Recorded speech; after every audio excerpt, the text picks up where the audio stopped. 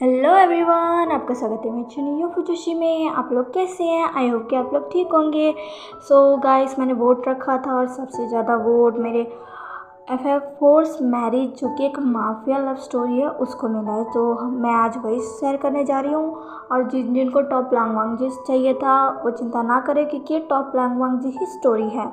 और जिनको top wing story चाहिए था, तो गाइस मैं ऐसा सोच रही हूँ कि मैं टॉप विंग वाली स्टोरी के लिए एक अलग चैनल खोलूँ, जिसमें टॉप से विंग या जान, यही दोनों होंगे। और ये जो मेरी स्टोरी होगी, इसमें आपको टॉप लांगवांग जी और टॉप ईवो ही देखने को मिलेंगे। सो आपका क्या ख्याल है? मुझे एक टॉप विंग और टॉप जान के लिए चैनल खोल लेना चाहिए? प्लीज़ मुझे अपनी राय कमेंट में ज़रूर बताइएगा। तो चलिए हम अपनी स्टोरी की स्टार्टिंग करते हैं। यहाँ हमें एक लड़के को दिखाया जाता है जो कि अभी बहुत ही ज़्यादा हड़बड़ी में रेडी हो रहा था। वो अपने लंबे बालों का एक पोनीटेल बनाकर उसे एक रेड रिबन से बांधता है और फिर चिल्लाते हुए कहता है, जियान चैंग, मैं जा रहा हूँ। तभी दूसरी तरफ से आवाज़ आती है, रुको विंग, मैं आ रहा हूँ। विंग, जो कि बहुत ज़्यादा ही जल्दी में था, वो जियांग चैंग से कहता है, जियांग चैंग, तुम जानते हो ना मेरे पास टाइम नहीं है, मैं जा रहा हूँ। और ऐसा कहकर वो मेन डोर को ओपन करता है। जियांग चैंग भागते हुए आता और कहता है, विंग, अपना ख्याल रखना। विंग कहता है, और तुम अपना और जिनलिंग का ख्याल रखना। जियांग चैंग कहता है, और विंग वहाँ से भागते हुए चला जाता है। विंग को आज थोड़ा लेट हो गया था। वो जल्दी से एक टैक्सी करता है और तुरंत ही एक नाइट क्लब के सामने पहुंचता है और तुरंत ही उसके अंदर चला जाता है। वो बहुत ही जल्दी में भागते हुए उस क्लब के अंदर जा रहा था। क्लब के अंदर जाते ही वो सीधा उस क्लब के मैनेजर के पास जाता है और कहता है, माफ़ कर दीजिए, मुझे आज थोड़ा लेट हो गया। तभी वो क्लब का मैनेजर कहता है, तुम आज सेकंड टाइम लेट हो, आखिर कब तक ऐसा चलता रहेगा? विंग कहता है, माफ़ कर दीजिए, कल से मैं पक्का टाइम पर आऊँगा। वो मैनेजर कहता है, ठीक है, जाओ और अपना काम करो, तुम्हारे कस्टमर कब से तुम्हारा वेट कर रहे हैं। विंग कहता है, हाँ, मैं अभी जाके तैयार होता हूँ। दरअसल विंग इस नाइट क्लब में एक डांसर के रूप में वहाँ काम करता है। वो अपने डांस से वहाँ बैठे सारे लोगों का मनोरंजन करता है और यहाँ ऐसा करने से वो कुछ पैसे कमा लेता है।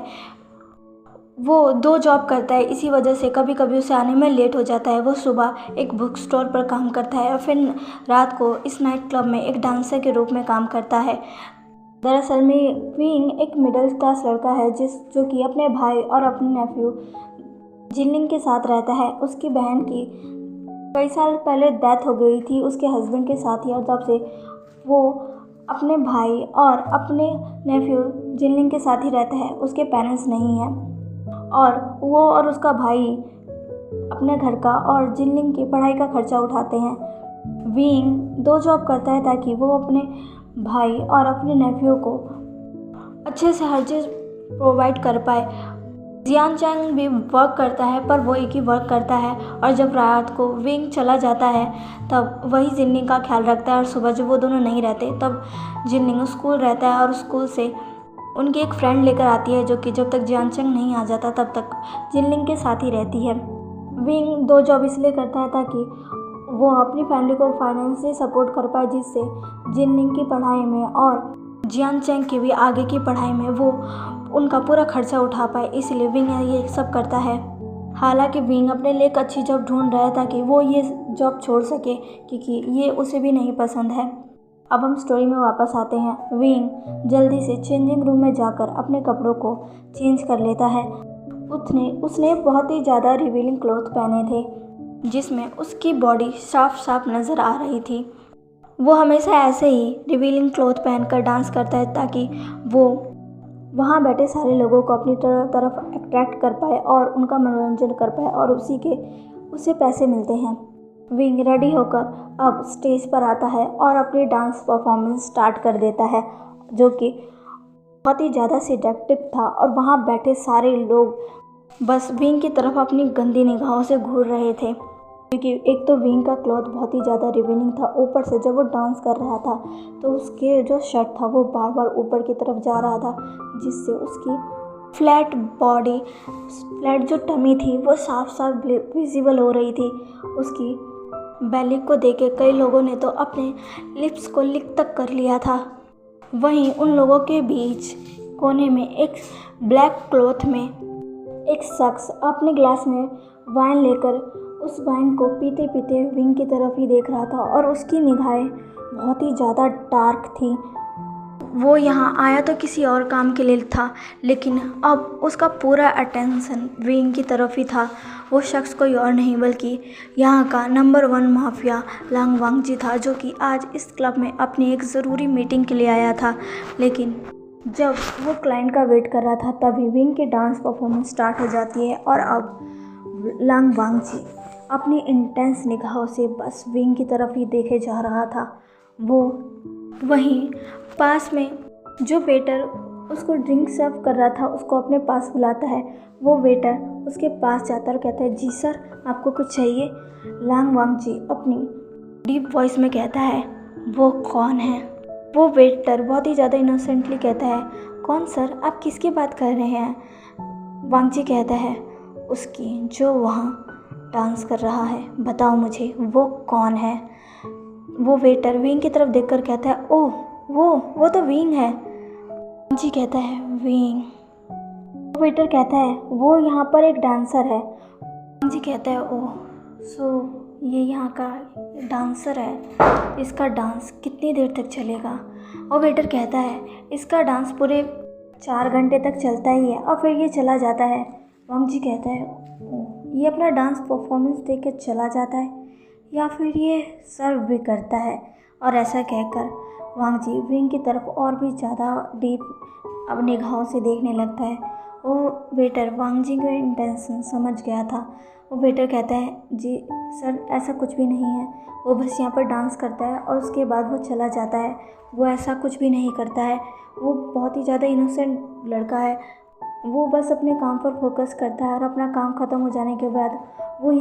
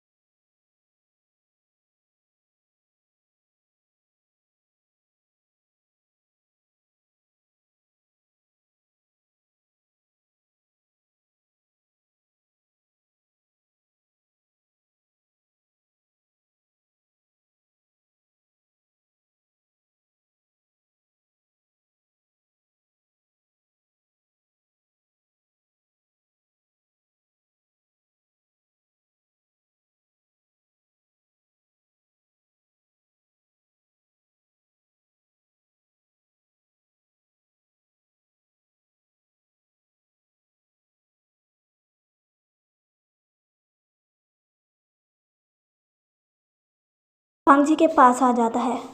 वो मैनेजर कहता है, जी सर, आपने मुझे बुलाया? तभी वांग जी उस मैनेजर की तरफ देखकर कहता है, आई वांट दिस गाय। वो वेटर कहता है, जी सर, आप किसकी बात कर रहे हैं? वांग जी कहता है, मैं उसकी बात कर रहा हूँ। मैनेजर जब उस जगह की तरफ देखता है तो वहाँ पर विंग डांस कर रहा था। मैनेजर स्ट्रेट खड़ा हो जाता है और कहता है, सर, ये आप क्या कह रहे हैं? वांग जी कहता है, क्या तुम मुझे मना करने की कोशिश कर रहे हो? मैनेजर जानता था कि वांग जी कौन है। वो डर जाता है और कहता है, नहीं सर, पर वो नहीं मानेगा, वो ऐसा लड़का नहीं है, वो कभी इस चीज़ के लिए तैयार नहीं होगा। वो सिर्फ यहाँ अपना काम करने आता है और इसके अलावा वो कुछ भी नहीं करता। वांग जी कहता है, मानेगा जब मैं उसके मुंह पर उसकी मुंह मांगी रकम फेंकूँगा तो वो सब करेगा जो मैं करूँगा। तुम बस उसे मेरे रूम में भेज देना, समझे? मैनेजर कहता है, पर सर। तभी वांग जी उसके फोरहेड पर अपनी बंदूक तांग देता है और कहता है, अगर एक शब्द भी और अपनी जुबान से बाहर निकाला तो ये गोली मैं तुम्हारे सर के अंदर भेज दूंगा, समझे तुम? मुझे अब और कोई एक्सक्यूज़ नहीं चाहिए। मुझे वो लड़का जल्द से जल्द अपने रूम में जाइए, समझे तुम? और आगे क्या करना है ये मैं खुद देख लूँगा, उसकी टेंशन तुम्हें लेने की ज़रूरत नहीं है, समझे? मैं उससे खुद बात कर लूँगा। मैनेजर कहता है जी सर। वांग जी वहाँ से चला जाता है। मैनेजर की तो पूरी सिट्टी पिट्टी गुल हो गई थी, उसके माथे पर पसीना भी आ गया था। उसके पास ही खड़ा वेटर कहता है सर अब हम क्या करेंगे? वो मैनेजर कहता है ये बहुत ही खतरनाक है, अगर हमने इसकी बात नहीं मानी तो ये हमारे साथ कुछ भी कर सकता है। मुझे ना चाहते हुए भी विंग को वहाँ भेजना ही होगा। वेटर कहता है पर सर विंग ऐसा नहीं करता, आपको पता है ना? वो मैनेजर कहता है मुझे पता है, पर मुझे उसे भेजना ही पड़ेगा, वरना ये हम में से किसी को भी नहीं छोड़ेगा, ये सबको मार डालेगा। वो वेटर भी अब कुछ भी नहीं कहता है। विंग की परफॉर्मेंस चली रही थी, तभी उसे अपनी तरफ एक शख्स आता दिखता है।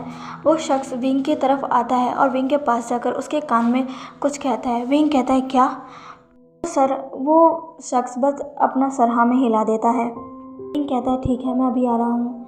विंग वहाँ से चला जाता है। विंग अब मैनेजर के पास आता और कहता है क्या हुआ, आपने मुझे बीच में बुला क्यों लिया? वो मैनेजर कहता है विंग मैम मुझे तुमसे कुछ कहना है। विंग कहता है जी कहिए क्या कहना है आपको? वो मैनेजर कहता है विंग कोई है जो तुमसे मिलना चाहता है। विंग कहता है कौन? वो मैनेजर कहता है विंग वो क्लाइंट तुम्हें चाहता है। वो विंग कहता है मैं समझ गया, आपने उससे कहा नहीं कि मैं ऐसा कुछ नहीं करता? वो मैनेजर कहता है विंग मैंने उससे कहा पर वो तुमसे बात करना चाहता है। विंग वो बहुत ही ज़्यादा खतरनाक है, अगर हमने उसकी बात नहीं मानी तो वो हमारे साथ कुछ भी कर सकता है। विंग कहता है पर मैं ऐसा कुछ भी नहीं करूँगा, आप जानते हैं ना। मैनेजर कहता है मैं भी नहीं कह रहा कि तुम वो सब करो, तुम बस उसे जाकर उसे कह दो कि तुम ये सब नहीं करते और ना ही करना चाहते हो। वो हमारी बात बिल्कुल नहीं सुन रहा, वो बहुत खतरनाक है। विंग अपना ख्याल रखना। विंग कहता है चिंता मत करिए, मैं उसे बता कर आता हूँ कि वो जो चाहता है वो नहीं हो सकता, चाहे वो कितने भी पैसे वाला हो, लेकिन वो किसी से हर वो चीज़ नहीं करवा सकता जो वो चाहता है। आप यहीं रुकिए, मैं बस थोड़ी देर में उससे बात कर आता हूँ। और विंग ऐसा कहकर वहाँ से चला जाता है। वो मैनेजर बस देखता रहता है। पीछे से वेटर कहता है सर आपको क्या लगता है क्या सब कुछ ठीक रहेगा? वो मैनेजर कहता है मैं उम्मीद करता हूँ। विंग अब उस रूम के डोर के पास जाकर खड़ा हो गया था जिस रूम के अंदर वांग जी था। वो डोर को नॉक करता है, अंदर से आवाज़ आती है अंदर आ जाओ। विंग अब डोर ओपन कर अंदर जाता है तो वो देखता है कि एक शख्स जो कि पूरा ब्लैक रोब में था, वो आराम से सोफे पर बैठा हुआ था और सिगरेट पी रहा था। वो शख्स को ऐसे देखकर शॉक हो जाता है।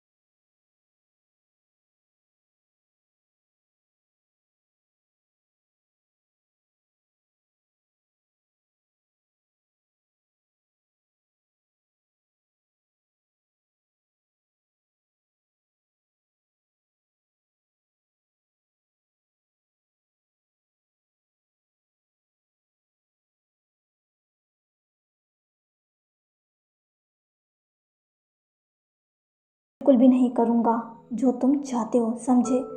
वांग जी अब एक स्माइल करता है और कहता है, अच्छा तुम मुझे चैलेंज कर रहे हो। विंग कहता है, जो तुम समझो, पर तुम जो चाहते हो वैसा बिल्कुल नहीं हो सकता। वांग जी कहता है, ठीक है, मैं तुम्हारे साथ कुछ नहीं करूँगा। अब तुम खुद अपने कपड़े अपने हाथों से निकालोगे और मेरे पास आओगे। विंग वांग जी के ऐसे वर्ड सुनकर शॉक हो जाता है और फिर कहता है, बिल्कुल भी नहीं, ऐसा बिल्कुल भी नहीं होगा। वांग जी कहता है, ऐसा होगा और बहुत जल्द होगा। ऐसा कहकर वांग जी एक स्माइल करता है, पर उसकी स्माइल बहुत ही ज़्यादा क्रीपी थी, जिसे देखकर विंग डर सा गया था। तो चलिए गाइस, आज के लिए बस इतना ही। ये फर्स्ट पार्ट था। आपको कैसा लगा प्लीज़ मुझे कमेंट करके ज़रूर बताइएगा। ढेर सारे कमेंट कीजिएगा और मेरे चैनल को लाइक, सब्सक्राइब एंड शेयर भी कर दीजिएगा। मिलते हैं इसके नेक्स्ट पार्ट में। बाय।